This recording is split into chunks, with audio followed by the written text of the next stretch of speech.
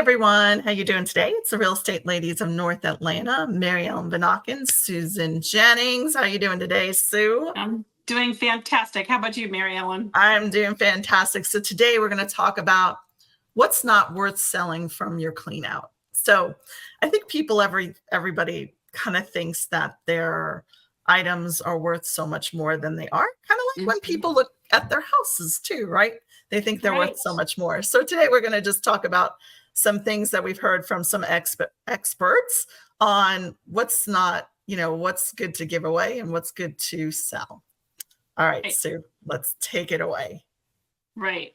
So how many of us have inherited, grandmother's china or things like that? And that, your grandmother always told you like how valuable it was and how expensive it was. And, just was so proud to hand it down to you. And yeah, it's beautiful, but did you ever use it? Or do you want to use it, right? No. Or is it sentimental, right? Right. So sometimes if you need a few display pieces in a cabinet, yeah, they're nice to stick those back there and use them that way. But a lot of them, if they have like the gold plated rim or something like that, you can't stick them in your dishwasher. And so a lot of the older dinner plates are also smaller than today. Maybe we need to go back to using the smaller dinner plates. Maybe we'd all eat less. Yeah. But, I called Queen of Hearts in Alpharetta, and I said, hey, I've got this beautiful set of Royal Winton china, and I'd like to sell it.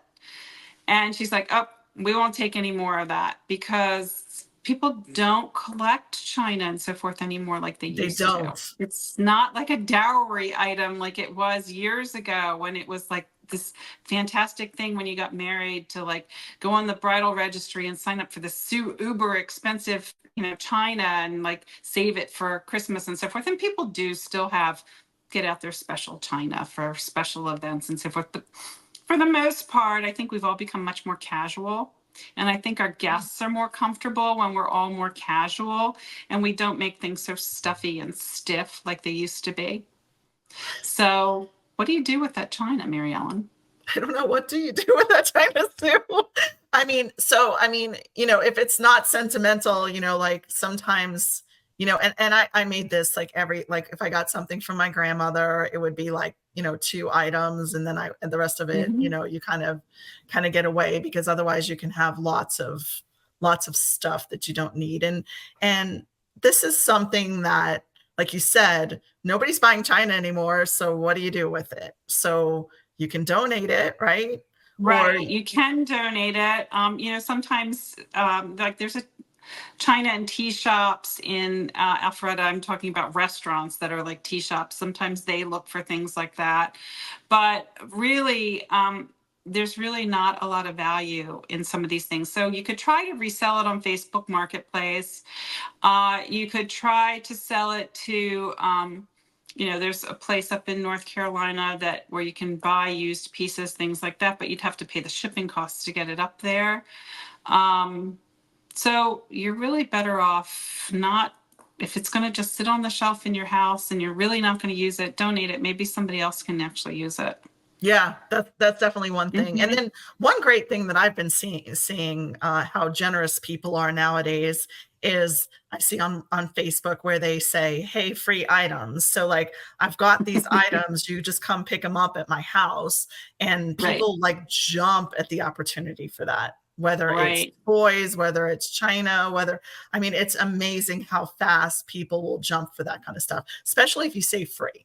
And I've got a good example. I had a listing and I had to get rid of this really nice basketball hoop, right? And I was just like, you put it for free and you put it on Facebook Market and you get like in a minute, you get like 45 people. And I went down the list, the first person, and I'm like, here, free, you got to pick it up by this time. If you don't pick it up, it's the next person. But, and then how thankful people are for things, right? Because you don't realize that somebody's looking for a trampoline. They're looking for, a basketball hoop. And then sometimes you put things up there and people don't want to pay for it. So it's very interesting. They don't want to pay for things, right? So giving away free is a great great opportunity. It makes you feel good. And also, like, people will say, oh my God, you just made my daughter or my son's, they're so excited about this new basketball hoop. And you're just like, kind of like, oh, it doesn't look that great, but hey, take it for free. Go ahead, take it. Right. And then transporting things and junk is so expensive. It So is. that's another reason why, like, hey, I got a washer dryer. Who wants it? There you go. Like an old washer dryer or a fridge. That's Right. probably something like that too, as well. So. Right. The biggest item I ever had to help a seller get rid of, because it was a estate sale situation, was a piano. Oh, And okay. they So tell had me about listed that the story. piano on, yeah, they listed it on Facebook Marketplace and so forth. And they had a few inquiries into the piano and so forth, but nobody wanted to pay for the piano, and nobody really wanted to pay to move the piano. So we finally advertised it as a free piano because it was a nice piano. And the stipulation was you had to pay to have it moved yourself. No matter how you wanted to do that, it was yours for the taking, but you had to get your own piano mover in there to do it. And we Right. found a family that had a daughter taking piano lessons, and they got a free piano. So it was really nice. Except they really didn't get a free piano because they had to pay for the shipping, right? So that's another thing, is as shipping costs and things like that get so much more expensive, that people don't want those big ticket items anymore. So is it worth selling, or is not? So you kind of have to look in the aspect of who wants a lot more stuff around their house, And a lot of these places, like when you buy a new fridge, they'll come and take the old, but some don't do that, or they charge you extra money. So you got to look at that kind of stuff too. Fridges are another thing that is kind of an interesting topic for refrigerators, because people love their refrigerators and want to take them with you. But once you start moving that stuff up and downstairs and stuff, I don't know. It's like Murphy's Law. Before you know it, it gets broken. So just leave the fridge at the house. If you want to get rid of old fridges, just find somebody who wants it for free and they can haul it away, because it costs so much money. It costs more money to get it taken away than what it's worth. Right. It does. It absolutely does. So another thing that people have, and maybe don't have a whole lot of it, but if it was handed down to them, they might have sterling silver. Now, sterling silver, it does have a value. It's unlike, silver plate. Silver plate has no value, really. Right. But sterling silver, if you watch the market prices, it does go up and down. There are different jewelers in the area that will buy silver. You should call a couple of them just to get their current price and make sure you're comparing apples to apples on those prices, because some of those prices could be listed a little differently. So just make sure you're questioning them on that. And then pick the one, watch the value in the market. And when the value looks like it's at a high or pretty high compared to what it was, maybe a couple weeks ago, go ahead and take it over and sell it. I know that Iroff and Sons on Old Milton Parkway in Alpharetta, they do buy silver. They've got a beautiful showroom of jewelry as well, but they go through the pieces, they'll weigh them, and then give you that day's market price, a percentage of that price at least. So that's a good way of selling sterling silver. Yeah. So, just coming from experience, I remember I had an older couple, and this guy had this gold coin, stuff, like lots of them. And he thought they were worth like a gazillion dollars. And we all know that they were not. So bringing like a specialist in to tell them what it's worth is also, so that kind of stuff, you're shocked that it's not worth that much. And you're like, okay, let's just get rid of it. So that's something like that I've seen in the past, like gold coins that people think that they're, how they're perceived is that they're, going to be worth, if you buy it now in 1930, by the time 2024 comes, it's going to be, $1 million. No. So I think that just educating people too, and also bringing in a state specialist that know that kind of market and what you're going to get for it. Because like I said, everyone thinks their stuff is worth more than it is. So that's why you kind of have to evaluate the time and effort putting into selling something or just giving it away. Right, right. And I've seen where, people have their coveted stamp collections. Well, people don't really collect stamps much Yeah. anymore. So Mm-mm. those probably aren't worth anything, even though somebody might tell you it's worth all this. It's probably not. I've seen situations where we've brought in estate sale specialists and somebody said, oh, we've got this, one of a kind, custom made Oriental rug for the living room. And when it came right down to it, the living room was so large and the rug was such a unique size that it didn't really sell for much because it didn't Right. have a place to go in most people's homes because of that unique size. And then I've also seen some other things where, there was a cabinet in a basement and somebody had painted it gray. It just was used for like nails and screws and things like that in this particular basement. And when I brought the estate sale person in to look at it, they said, actually, that's worth a lot of money because that is an antique Coates and Clark embroidery floss cabinet that they used to Wow. have in like, Woolworths and so forth years ago. And you're like, really, a cabinet from Woolworths like looked like this and is really worth something? That cabinet, we sold it in an estate sale. It went for like thousands of dollars, whereas Wow. that expensive looking Oriental rug, because it came from such a large living room, that sold for like nothing.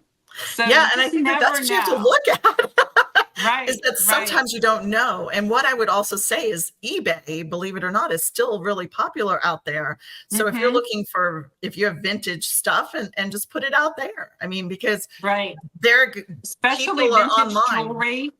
Yeah. Vintage jewelry can be worth quite a bit, but you shouldn't just let it sit in your drawer. Don't donate that stuff. Do take it and get it valued, at an appropriate jewelry store or an estate sale. Somebody who really knows what they're talking about, because Yeah. So let's those dig rings and into, so forth, yeah. hmm Let's they dig can really be worth into something. clothing and shoes and things like that. What's not worth selling from your clean out? Unless Undies and they're, shoes. yeah, I would say, well, and we won't even go into the underwear part because that gets thrown out in the garbage. But I don't know. I couldn't never think about donating. The only thing I would do is bras, like certain specific um, shops, and Annabella in downtown Alpharetta does it every year, a bra clean out where you bring old bras in. I don't know what they do with them, recycle them or whatever, or give them to people. And then they give you like a discount to buy a new one or whatever. That would be the only other thing, like socks, underwear, clothes. Unless you're doing, like, if you want to do a garage sale, sure, get rid of things for 50 cents or whatever, but is that worth your time? I think you have to look Right, in, is your time worth more than money, right? So right. getting rid of those type of things. Now, shoes and purses, people will say different things depending on what kind of purse they are, what kind of shoes they Right, are. So that's right. another item that you have to research, and you can go sell it on all different Poshmark. kinds of luxury. Yeah, There's yeah. luxury stores that will buy stuff like that. So Hmm. if it's a luxury, but just the average clothing that you have out there and shoes that you just pick up. Now there Name are brand. organizations, Mary Ellen, that will collect shoes, Yes. and for instance, they will collect 5,000 pairs of shoes at once and they will take Right. them to third world countries and things like that. So I shouldn't say don't donate your shoes.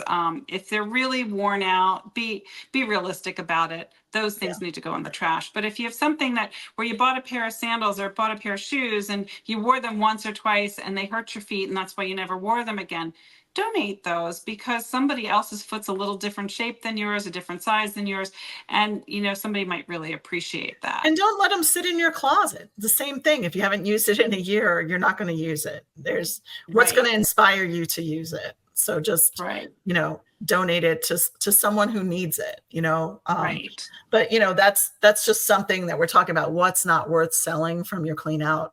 So, I mean, it's, like I said, time and money, you just have to figure out. Some people like that. That's they're driven by putting things on Facebook Market and doing all that kind of stuff and making money off that stuff. Because, sometimes, treasures are out there, right? You're going to find Right, stuff, and other right. times you're not. And, So I and for think we some talked. people, I understand it is a hobby to buy, used Yes, of items course. and then put them out there and resell them. That's fine if that's what floats your boat and it's a little bit of a hobby for you. Maybe it makes a little extra income for you. That's totally fine. That's Yeah. totally fine. Yes. Yes. Yeah. So another thing that's really interesting too is art. Okay. Mhm. So everyone thinks their art is worth, whatever it's worth. So I think that's a big thing. Or you inherit a piece of art. Like I've seen so many times on Facebook where somebody's like, have you ever seen this? And then somebody looks it up and goes, oh, that's worth like $2,000 or 3,000, whatever. And people Right. thought it's like they were just going to chuck it in the garbage because they didn't know. So looking at art and, everyone chooses their own art, just like they choose their own shoes and they choose their own handbags or whatever. Right. So that's just another thing. Is it worth it? You just have to look at what it's worth and the time putting into getting rid of that piece of art or pieces of art. Right. Right.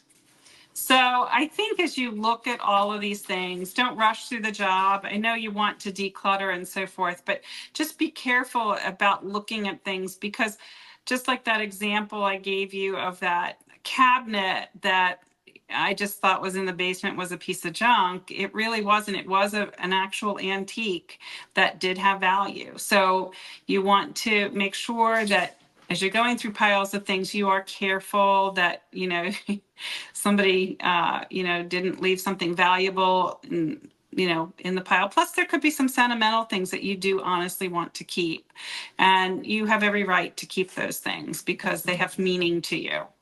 So, the worst thing is to look back and say, whatever happened to, that piece of art or that particular piece that, was something sentimental to the family and not know what happened to it or where it ended up.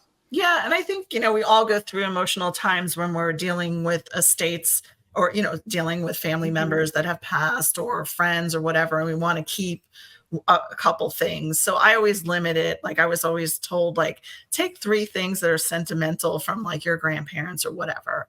And Mhm. and I still and have them incorporate them in your life so that you see them. You know what I Right. mean? And Right. it reminds you of those special Right. people that are in your Right. lives or were in your lives. So Mhm. just cleaning out and getting rid of stuff. It's your piece of junk might be someone else's treasure, right, Sue? So you Absolutely. got to look at that and look at the time it takes to sell those items or the time it takes to just have someone pick them up. And I love that, that people are just giving things, they're just giving back. So, hey, I've got Mhm. all this stuff, take pictures of it, and people come and pick it up, and just, somebody else is enjoying it. And I think, like, let's go like into toys a little bit because I never kept toys of my children. You know what I mean? Mhm. I just Right. would get rid Right. of them. And some people have a hard time doing that. So why not, when the kid outgrows, you're not having any more children, the kids outgrow, you're at it, they're at a year or whatever, then you have to um, get rid of that stuff. So just there's so many families that need those toys too. Right. So Right. as you're cleaning out toys, even ask your neighbors too. Like I know that, like, we have a neighborhood thing where, hey, I'm getting rid of this and this, show pictures, it's for free, come pick it up. Because Right. it all goes back to how expensive it is to get rid of stuff, to have Right. junk removers come or whatever, because it's gotten so expensive to that. Or, have a little garage sale, like all the neighborhoods Right. have a garage sale. That's a Right. great way to, hey, I'm getting rid of this and this. So Right. that would be my suggestion. One of the funniest things I ever bought in a garage sale was a light blue furry and sequined telephone. And I bought it as a joke because our house was a little bit older and somebody had wired it for a telephone, but we didn't have a Ah, telephone out in the garage, even though the line did work. So I jokingly hung this light blue furry sequined telephone out in the garage for a while. Of course, my husband then made me take it down in about 2 days, but that's okay. it It was a was just kind joke, of a right? It fun was a thing. joke. And then just going back to decluttering and cleaning out stuff, and the best way to keep on top of this is when you do bring something new into your house, you get rid of something. And I don't think people do that. And then they get overwhelmed. So don't get overwhelmed and just do it a little bit at a time, do Right. one closet at a time, one room at a time, because like, I know, like, when my parents moved from our childhood house, they wanted us, they were like, here's their boxes of stuff and trophies and things like that. And at first I took them, but I remember just going through them and going, do I need a trophy from second grade? No. Do I need a trophy from this? So just think about all those ribbons and things like that, yes, keep some for sentimental stuff, but do you really need, like, soccer trophies and track trophies and basketball and volleyball trophies, unless they were for a specific, event that was, informative. So, I have one special sweatshirt I've kept. right. And I've probably never even told you this, Mary Ellen, but I think you know that when I was younger, many years ago, Mhm. I skated competitively. And one year I skated in nationals with Yes. my team. And so I did keep the sweatshirt from when I skated in Well, nationals. and you know what? I do have one of my first T-shirts, and I can tell you this. This is kind of funny. Is that in, like, when we were in school, high school was ninth, 10th. Wait, no, it was 10th, 11th, and 12th. So it wasn't the ninth grade, right? So I was in 8th grade, and I was a runner, and they wanted me to run with the high school. So I got to run with the high school team. So they called me the kid. So that was my nickname because I was so young and everybody else was old, like they were 2 years plus older than me. So I had a T-shirt with my school name, Half Hollow Hills East, and then on the back it said the kid. And I actually still have that T-shirt. So you got to keep some things from your childhood, but Right. a lot of things, just like how we talked about, when our kids draw something, we don't always need to keep that too. So just kind of getting rid of that stuff. So Right. that's a story in that self. So today we Right. talked about what's not worth selling from your clean out. So I think it's a personal choice. We gave you some ideas and some suggestions on what you can do with some of those items. And I think less is better. I think we've come into a world where people want less stuff. They just don't want a lot of Right. stuff. We're seeing so Right. many nomad people traveling the world or selling everything they own and just going and traveling the world. So I think that just looking at that, we don't need materialistic things anymore, and keep some of the sentimental, but get rid of some of the stuff. So Mhm. now we're going to go into our second segment, which is a neighborhood in the North Atlanta area. And I know Sue has a great one for us today, which is called The Gathering. And fire Yes. away about the So the details. Gathering is a mixed-use community that's being built by Brock Built Homes. It's located at Westside Parkway and Haynesbridge Road, which is exit 9 of Georgia 400, for those of you not familiar with it.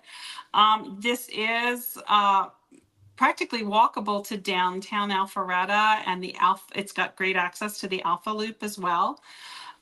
These homes are going to start for townhomes. They're going to start in the high 600s and go up into the millions. And then single family homes are going to be, 1.4 million plus.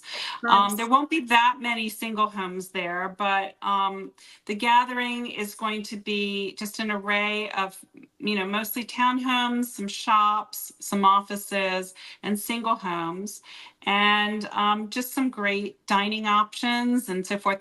What's really unique about this community, Mhm. if you go to Brock Built's website and look at this community called The Gathering, they're very contemporary floor plans. So if you're into modern architecture and you want something that's a little bit different, Ooh, this might be a interesting. great community for you.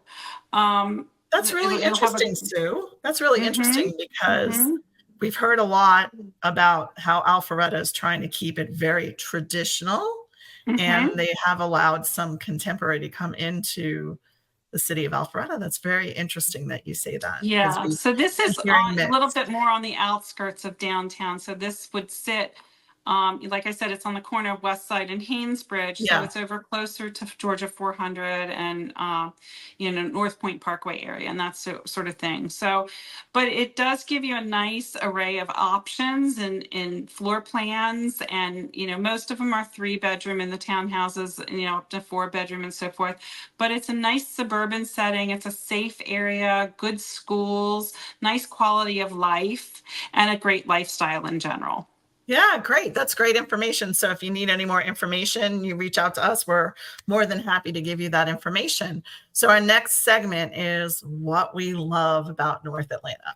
So I know Sue is a big breakfast girl. She loves to go out to eat with her family for breakfast on the weekends and do all that kind of stuff. So she's going to tell us about a couple places in Alpharetta that she loves, Yeah, and fire away. So I think I'd like to, segment most of these places in individual podcasts for the future. So I'm going to really focus on just one today. It Perfect. is a chain, but it's new to the Alpharetta area in the last year or so. It's called Snooze, which I think is such a Snooze. cute name. But when you go inside, it has kind of that mid-century modern vibe. And they've got a fantastic menu of, some plant-based options, a lot of very healthy options, and just some really yummy, yummy recipes that are just a little bit unique compared to some of the other breakfast places around. It's just a little bit different. And what's nice about Snooze is they do offer a wait list. You can get their app in advance and put yourself on the wait list so that when you arrive, you don't have a very long wait once you get there, because it does get very busy on weekend mornings in particular. They are open a good portion of the day, but they have brunch items. They also have some items that, salads and so forth you could have for lunch if you were there. They do have some bar items as well. But I think their French toast is fantastic. And they've got great eggs Ah, Benedict and omelets and breakfast tacos and yummy. just, Making huevos me hungry. rancheros. Yeah, avocado toast is another favorite. They've got great oatmeal, shrimp and grits. It's just a really fun, sunny place to have breakfast. You can eat And where inside or exactly is it outside. located? Where is it It's located at the exactly? corner of Haynesbridge Road and North Point Parkway. Okay, Uh, yeah, so it's in a great location right there by Georgia 400 and exit 9 of Georgia perfect. 400. Yeah, their Perfect. fruit is really amazing too. It's not like chopped up melon, it's actually like berries and things like that in the Ooh, fruit. yummy. Yeah. So they've been around since 2006, and their dishes are all very unique and very reasonably priced as well. And then you can join their points program and accumulate Oh. points. As the more that you eat there, you get Mhm. some discounts. The more you eat, the more discount you get. I don't know if that's a good thing or a bad thing sometimes, the more you eat. Well, I guess it's a great place to go, meet people and have a nice hearty breakfast, because that's what. Right, And then on the weekends, it's going to be really crazy because everybody's out and about on the weekends. So maybe going during the right. week might be a good suggestion. Well, thank you so much for our podcast for today, talking about what you can clean out and what you want to get rid of, and the costs involved and things like that. So I hopefully you got some great information today, and thank you so much, Sue, and we will talk to you soon. Take care. Thanks, Bye, Mary everybody. Ellen. Bye.